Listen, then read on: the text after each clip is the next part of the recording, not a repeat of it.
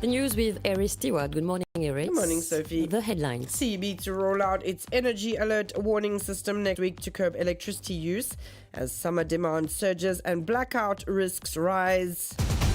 Government moves to tackle the growing threat of cybercrime against young people with new laws and awareness campaigns planned to better protect teenagers online.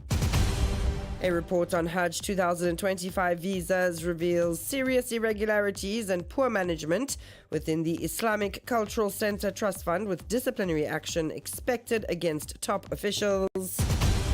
Investigation into the murder of Mark Young Shi-yin advances as police recover the weapon and key evidence. World Mental Health Day recognized today highlights the growing need to address stress, anxiety and depression as experts urge greater awareness and support for emotional well-being. In world news, a 7.6 magnitude earthquake off the Philippines triggers tsunami warnings and mass evacuations. And in sports news, Algeria secures a World Cup comeback with a 3-0 win over Somalia as the 2026 qualifiers heat up worldwide ahead of the expanded tournament next year. The Central Electricity Board will activate its energy alert warning system starting next week. With the imminent arrival of summer, a significant rise in electricity consumption is expected. And as the risk of blackouts is real, the CEB is banking on an effective awareness campaign to secure public cooperation. Meanwhile, the government has also several projects in the pipeline to strengthen the power grid and reach its goal of 60% renewable energy by 2035. More on this with Didier Rose and Lovina Sophie. As summer approaches, the Central Electricity Board is launching the Energy Alert Warning System, a national plan aimed at encouraging the public to reduce electricity consumption, especially during peak hours between 6 p.m. and 9 p.m. The system includes 3 alert levels: green, a reminder to monitor and limit energy use; yellow, a call for caution, advising people to avoid using washing machines and to set air conditioners to 24 degrees Celsius; red indicates the risk of load shedding in certain regions. The Minister of Energy, Patrick Asiavaden, explained the urgency of the measure. In February, national electricity demand reached a record 567.9 megawatts, while the maximum capacity stood at 626 megawatts. The situation has worsened due to persistent heat, heavy air conditioner use, new consumption habits, and breakdowns at CEB and independent power producers' turbines. Several projects are underway to improve the situation, including a 15-megawatt floating photovoltaic system with storage at Tamarind Falls, agri-solar and hybrid projects, modernization of small and medium distributed power stations, development of a wind farm at Plaine des Roches, and implementation of a national biomass framework. These initiatives aim to ensure energy security, meet the rising demand driven by smart cities and economic zones, and prepare for an additional 100 megawatts needed by January 2026. And moving to other news making headlines, the government is addressing the growing threat of cybercrime targeting young people and exploring solutions to better guide and protect them online. The Ministry of Technology and the Ministry of Gender Equality and Child Development are joining forces to ensure adolescents are safer on the internet. Legislation will be reviewed and awareness campaigns will soon be rolled out to inform parents, educators and teachers about the online risks faced by children.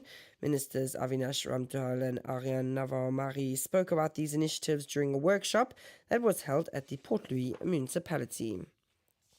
A 42-page report published on October 3rd has revealed serious irregularities in the allocation of visas for the 2025 Hajj. The document, compiled by an investigative committee set up by the Ministry of Arts and Cultural Heritage, paints a worrying picture of poor management and a lack of transparency.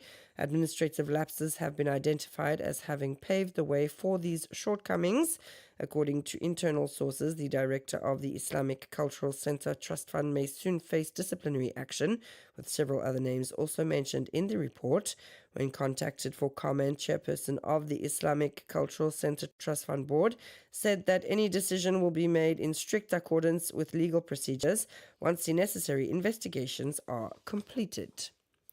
The investigation into the murder of Mark Jung Shi-yin, owner of Mark's Aquarium, has taken a major turn. The major crime investigation team yesterday recovered the murder weapon in Coromandel, along with clothing used by the suspects during the crime. As a reminder, the victim was killed during the nights of Wednesday to Thursday last week. His son, Alan Jung Shi-yin, is suspected of being the alleged mastermind behind the robbery gone wrong. Along with his accomplices, he allegedly went to his father's home in Vegtombo to rob him before setting the house on fire. 5 suspects are currently in police custody in connection with this case. And in other news, today marks World Mental Health Day, a reminder of the importance of psychological well-being. In a society marked by stress and isolation, many people suffer without realizing it. Depression, anxiety, and burnout can affect anyone. Psychologists, through counseling, therapy, and relaxation techniques, work to prevent, listen, and support individuals with compassion, helping them to regain a better mental health balance.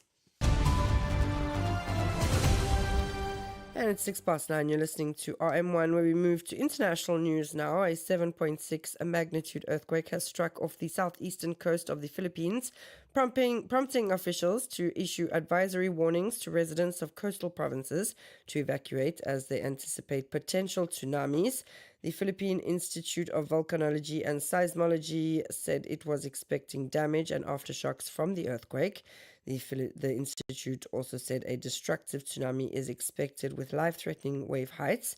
The Philippine agency later assessed that the quake at magnitude of 7.6. President Ferdinand Marcos Jr. said the potential damage was being assessed and rescue teams and relief operations were being prepared and would be deployed when it was safe to do so. And finally, on to sports. The road to the 2026 FIFA World Cup, to be hosted by the United States, Canada, and Mexico, continues to take shape. This edition will be historic as it will feature 48 teams instead of 32, expanding opportunities across all continents. In Europe, 16 direct qualification spots are up for grabs, while Africa will see 9 nations book their place at the tournament.